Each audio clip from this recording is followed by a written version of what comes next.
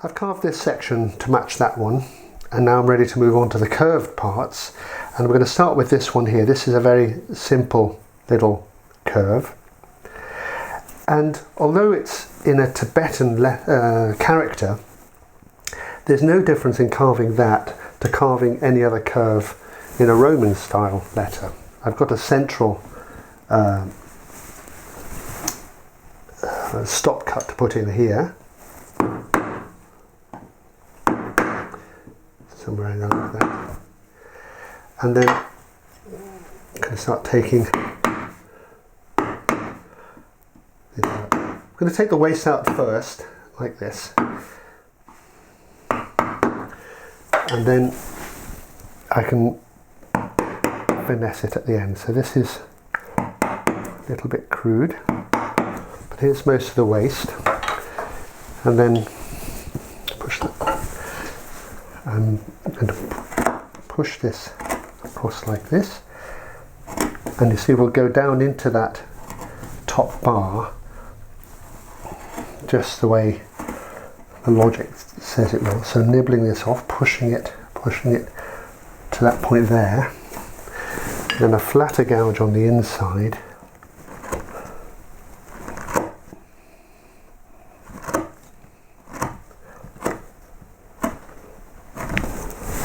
like so. So that creates our inside letter. If I'm not happy with that curve, I can do what I did before, is to take a chisel and just sweep it around like this. These slow curves are quite tricky because they don't make gouges really flat enough, but a chisel like this is in fact the way, if you think about it, as a very flat gouge. So that will be that sort of thing. So these sort of elements, we can do those, and then we can come on to the other bits. This little piece up here I will do in exactly the same way as that, so you can see there's no real difference. Now this big curve, it has a centre stop cut, of course, down here, and this, if you like, is a bit like a letter D from your where you're looking from, or this bit is a little bit like a letter C. So these curves are no real difference, and what we have to do is, just as before, find a gouge, put in our stop cut in the middle, and as long as that's in the waist, it doesn't have to be too accurate. Stab that in. It's getting flatter, so I'm going to change to a flatter gouge here. Stop cut, and then I can start again just taking some of that big waist away inside the line. Sort of down here.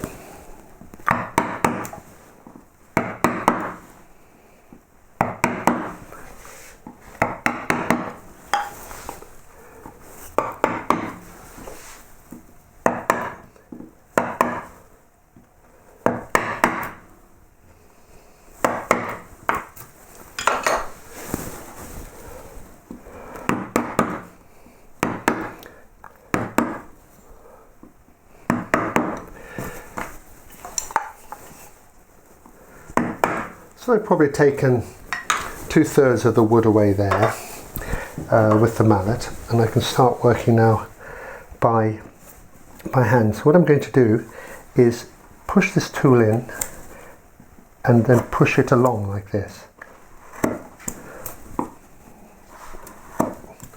So each cut, and this is pretty hard wood, is marrying into the next.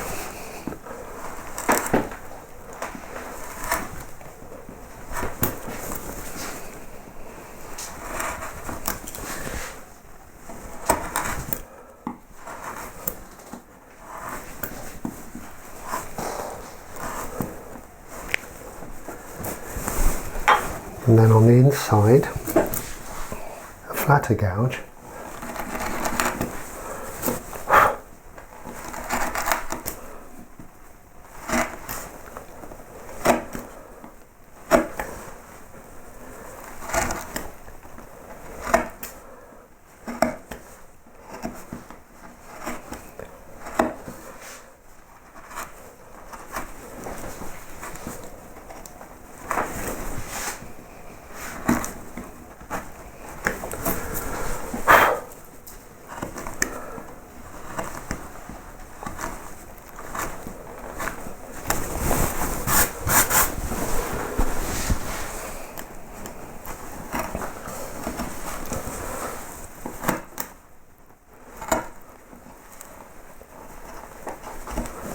pushing with my thumb like this, back to this one.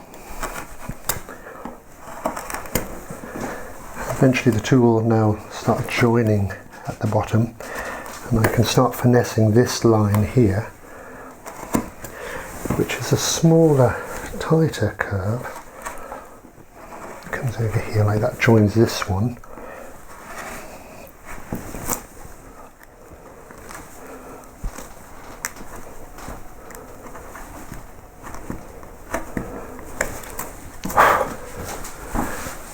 I'm afraid I'm going to get in the way of the camera a bit here, but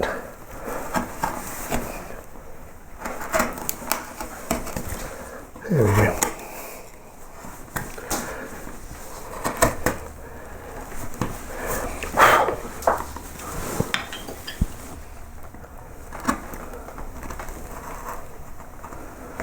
So what I'm looking at, what's really important, is I'm trying to get this root down the bottom clean, but I'm also paying attention to this line as best I can, with that proviso again that the paper rather interferes a little bit with how exactly I can see. But finessing this line, and then that one down the bottom. So there are three, if you like, three junctions, three edges which I'm dealing with. Just clean that up there. And then we're over onto this side here, same sort of thing, picking up that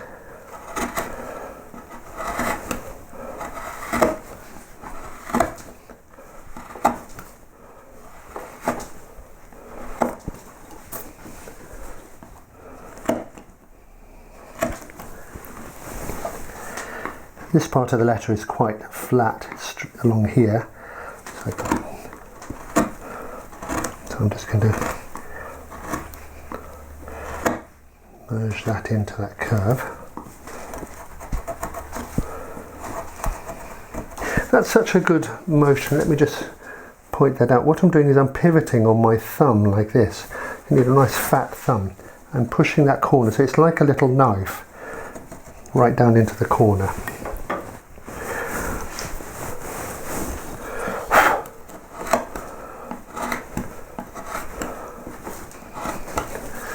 There's that junction.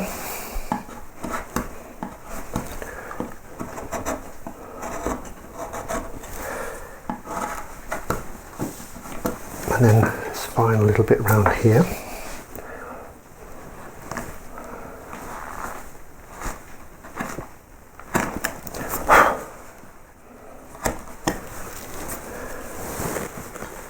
It's a very flattish gouge. There you go, this is a flatter gouge.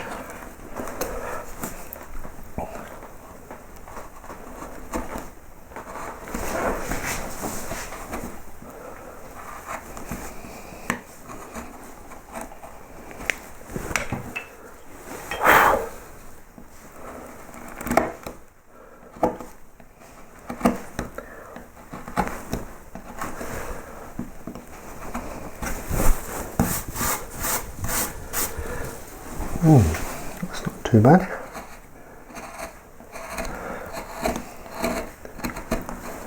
A final little checking of junctions. So what we're after,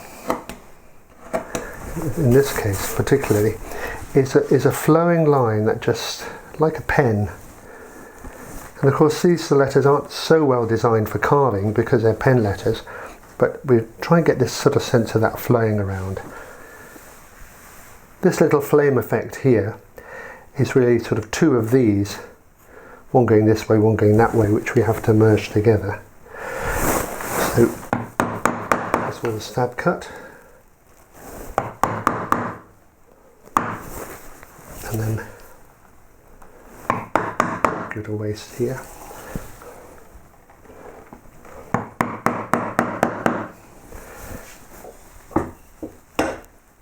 And then on to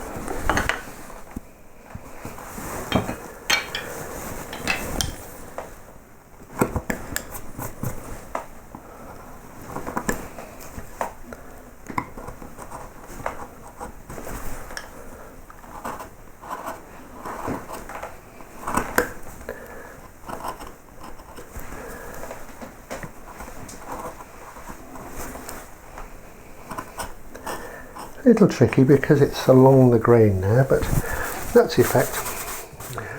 The last bit of the character we need to do is this circle up here. Little tricky because the centre bit is going to be very short grain. The trough is going to be around here, like this. So what I'm going to do is actually going to make this bigger than I've drawn it, and I will alter the drawing in the download so that you've got the larger version. And I would also recommend you practice this off on a spare piece of wood before you do it.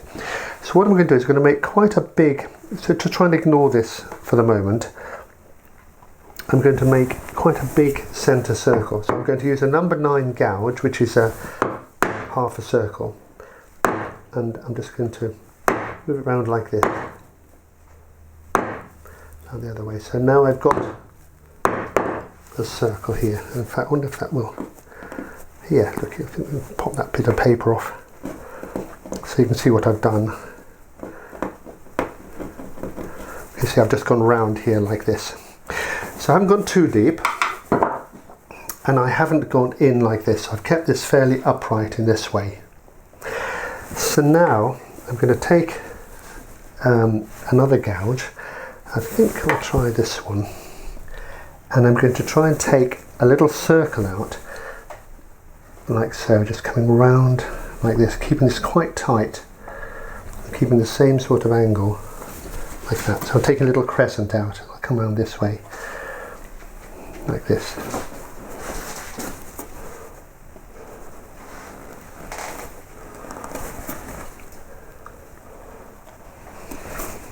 Then I'm going to go back and set this in a little bit deeper.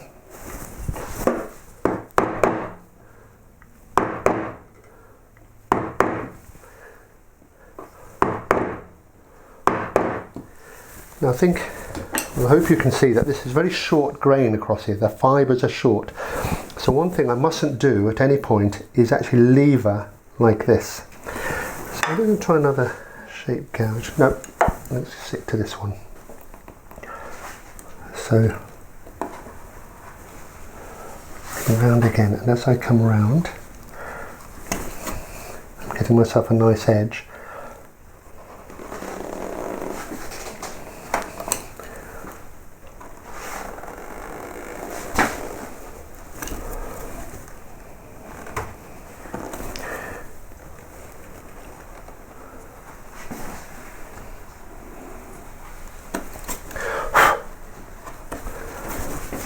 Bit down here. So again, so I'm not levering like this, paying attention to that edge.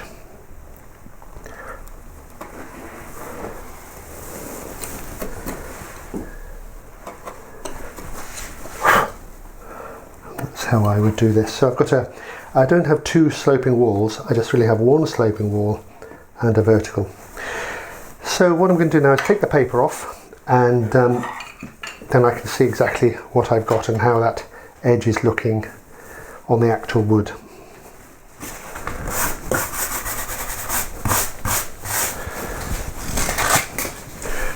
So I've taken the paper off and given it a quick sand over, and you can see I think it's looking really good, but the 1 or 2 little places I think I could probably just tweak a little bit. So that's what you should do at this stage. Then you can finish the sanding, get that really nice and smooth, tactile, make sure that's lovely to sit on, and then we can varnish it and put it back, build it back into the main meditation stool, and then it's all done.